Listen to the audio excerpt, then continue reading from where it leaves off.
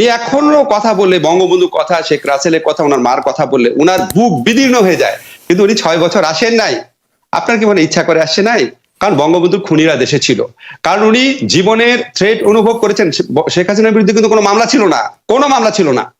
Just বঙ্গবন্ধুর খুনিরা দেশে আসতো। আমি একটু ছোট্ট করে বলি ৭৫ 15 আগস্টের সাথে বর্তমান সময়ের তুলনাটা, এবং ৭৫ 15 আগস্টে 10 বছরের শিশু রাসেল সহ সবাইকে খুন করে ফেলার সাথে বর্তমান সময়ের তুলনা করাটা একটু, না আমি তো সেটা করছি না। আপনি বলছেন যে ৭৫ আমি তুলনা করছি ভীতিটা। না, আমি তুলনা করছি ভীতিটা। মানে উনার মধ্যে এই ভীতিটা ছিল দেখে উনি আবার এটার জন্য আসতে পারেন নাই। ভোটার নির্বাচন, কারা কোন দলে যাচ্ছেন, কে কোন দলে আসছেন, ছোট দলগুলি ভাঙছে কিনা, নির্বাচনের শেষ পর্যন্ত কারা যাচ্ছেন, এবং এই নির্বাচন আসলে শেষ মুহূর্তে গিয়ে বা শেষ পর্যন্ত গিয়ে এটি গ্রহণযোগ্য হবে কিনা। আওয়ামী লীগ নির্বাচনে যাওয়ার কথা বলছে, অন্য দলের অনেক জনের সাথেও কথা বলছে নির্বাচনে আসা, অংশগ্রহণ করা নিয়ে, এমনকি বিএনপিকেও নির্বাচনে আসতে বলছে। এটি দিয়ে আসলে কি অর্জন হবে? আমি ইউনূসকে আহ্বান করি, আসেন না আমার সাথে নির্বাচন করেন, যে কোনো কনস্টিটুয়েন্সিতে আসেন, দেখি কে জিতে, কাকে জনগণ ভোট দেয়। আজকে নির্বাচন দিয়েছে, কেন আওয়ামী লীগ নির্বাচন করতে পারবে না? কেন আওয়ামী লীগে ভোট দিতে পারবে না? অবশ্যই আওয়ামী লীগকে নির্বাচন করতে দিতে হবে। আমরা নির্বাচন করতে চাই। আপনারা একটা জিনিস নিশ্চয়ই দেখেছেন যে অবৈধভাবে ক্ষমতা দখলকারী ইউনূস, সে কিভাবে আওয়ামী লীগকে ব্যান করে, তার কি অধিকার আছে? ডক্টর মোহাম্মদ ইউনূস, তাকে আমি প্রশ্ন করি যে সে কি জনগণের ম্যান্ডেট নিয়ে ক্ষমতা এসেছে, জনগণের ভোটে ক্ষমতা এসেছে? তা তো নয়। সেটা তো সে নিজেই স্বীকার করেছে। আমাদের বলতে হবে কেন? 2024 সালে সে ক্ষমতা দখল করলো, কিভাবে দখল করেছে সে নিজে ব্যাখ্যা দিয়েছে। যখন সেপ্টেম্বর মাসে নিউ ইয়র্কে যায় বিল ক্লিন্টন ফাউন্ডেশনে, সে সেখানে যে খুব উৎফুল্ল চিত্তে ঘোষণা দিল যে জুলাই মাসের যে ছাত্র আন্দোলন, ওটা কোনো ছাত্র জনতার আন্দোলন ছিল না। কারণ সকলকে বললো যে সেখানে তো কোনো নেতা ছিল না, কোনো নেতৃত্ব ছিল না। কেউ নেতৃত্ব দেখেছে না? তাহলে কিভাবে করলো? এটা ইউনূসের নিজের মুখের কথা যে মেটিকুলাস ডিজাইনের মাধ্যমে, তার মাস্টার মাইন্ড দ্বারা ওই আন্দোলন সংগঠিত হয়েছে। অর্থাৎ দেশি বিদেশি নানা ধরনের চক্রান্ত করেই সে আন্দোলন করেছে, আর আন্দোলন করে শেখ হাসিনাকে ক্ষমতা থেকে হটিয়েছে। আর শেখ হাসিনাকে জনগণের ভোটে নির্বাচিত জনপ্রতিনিধি হিসেবে বাংলাদেশের প্রধানমন্ত্রী, আওয়ামী লীগ সরকার গেছে জনগণের ভোটে নির্বাচিত। তো জনগণের ভোটে নির্বাচিত সরকারকে মেটিকুলাস ডিজাইনের মাধ্যমে উৎখাত করে দিয়ে সে ক্ষমতা দখল করেছে, অর্থাৎ ডাকাতি করে ক্ষমতা নিয়েছে। এটা তো তার কথাই প্রকাশ হয়ে গেছে।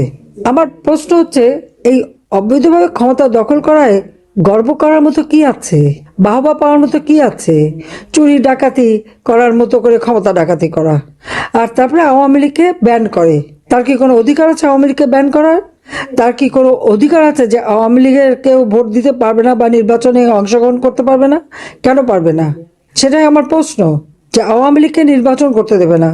যদি গণতন্ত্রের কথাই বলে তো ঠিক আছে, আওয়ামী লীগকে নির্বাচন করতে দিক, জনগণকে সিদ্ধান্ত নিতে দিক।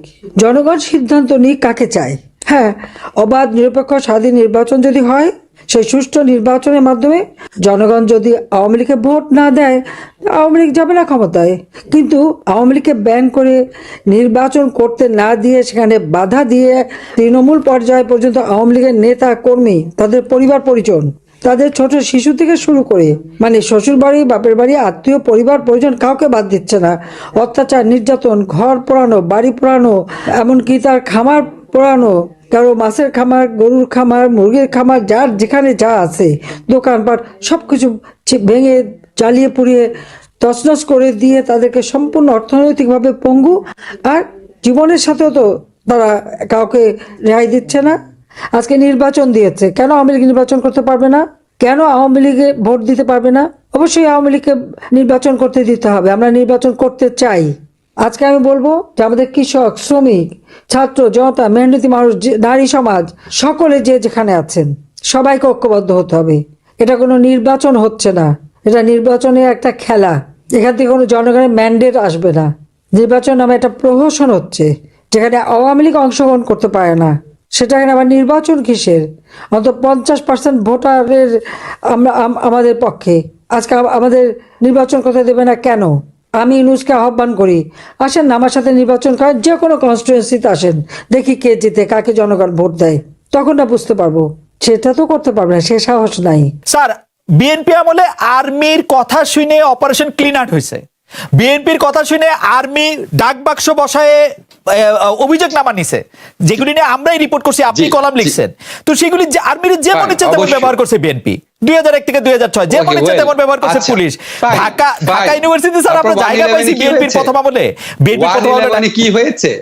জি 111 এর সময় কি হয়েছে? 111 এর সময় 111 এর সময় কেন ওই সরকারটাকে আমরা বলি যে আর্মি কন্ট্রোল কেয়ারটেকার গভর্নমেন্ট কেন বলি? এই যে একটু আগে হারুন স্যার তো বর্ণনা দিলেন, ওই কেয়ারটেকার গভর্নমেন্টটা বিএনপির গভর্নমেন্ট ছিল। ইয়াজউদ্দিন স্যার অত্যন্ত অন্যায় একটা কাজ করেছিলেন, স্যার কারেক্টলি বলেছে, এবং ওইটা আসলে বিএনপির একটা ফ্রন্ট লাইনের মতো ছিল। তো তখন আর্মি ইন্টারভিউ করে নাই 111-এ? আপনার মনে নাই মইনুল আহমেদ নিজে পার্সোনালি ঢুকেছিল যে বঙ্গভবনের ভিতরে? আমি আপনাকে ইতিহাসটা বলছি, আমি এই আমাদের কথা বলছি না, আমি ভালো মন্দ বলছি না, কিন্তু আমি বলছি বাংলাদেশের ইতিহাস হচ্ছে অনেকগুলা পাওয়ার স্ট্রাকচার আছে, সিভিল সোসাইটি গণমাধ্যম একসাথে, আর্মি একসাথে ছিল, সরকারি দল একসাথে, বিরোধী দল একসাথে, এই চারটা অন্তত পাওয়ার স্ট্রাকচার ছিল, এবং বিদেশি মিশন, বিদেশি শক্তিগুলা, 5টা স্ট্রাকচার ছিল। এখন 2টা স্ট্রাকচার আছে, একটা স্ট্রাকচার আসলে সরকারি দল, বাকিগুলা এত দুর্বল অথবা এত বশীভূত অথবা এত নিয়ন্ত্রিত হয়েছে, ভালো মন্দ বলছি না, হয়েছে, নিয়ন্ত্রিত হয়েছে, যে কোনো ভাবে হোক তারা শক্তি খর্ব হয়েছে। এখন সরকারের একাধিপত্য এমন পর্যায়ে চলে গেছে, এখন আমেরিকার একটু হুমকিতে সরকার গা করছে না, আর স্টেকটা অনেক বেড়ে গেছে। এই যে দেখেন ওবায়দুল কাদের যখন নিজে বলে যে আওয়ামী লীগ ধ্বংস হয়ে যাবে, মানে তাদের স্টেকটা অনেক হাই।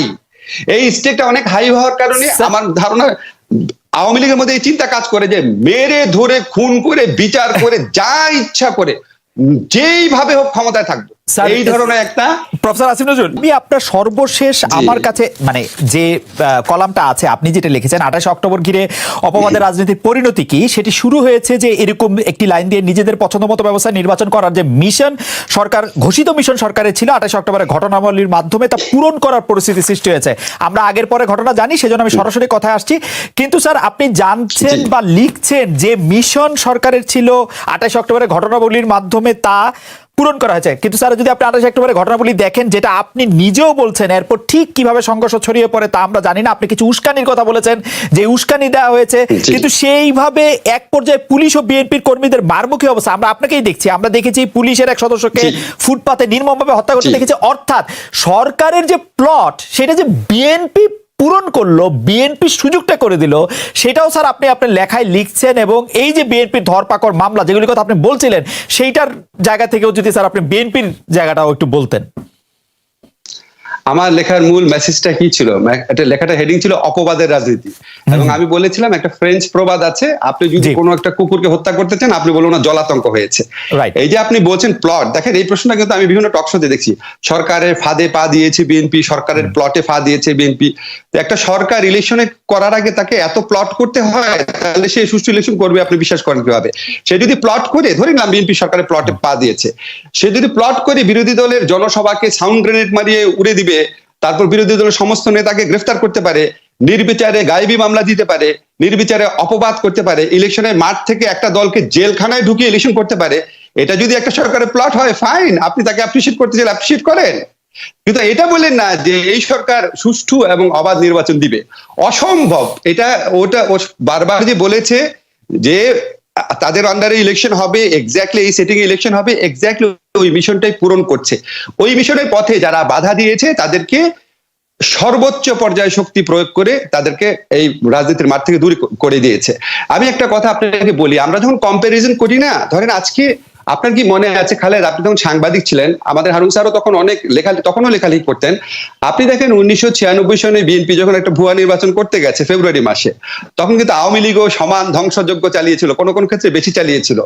আমি আজকে একটা পত্রিকাতে দেখলাম যে তখন একদিনে চট্টগ্রামে 200 গাড়ি পোড়ানো হয়েছিল, একদিনে। আপনি যদি চান আমি কাটিংটা পাঠিয়ে দিব।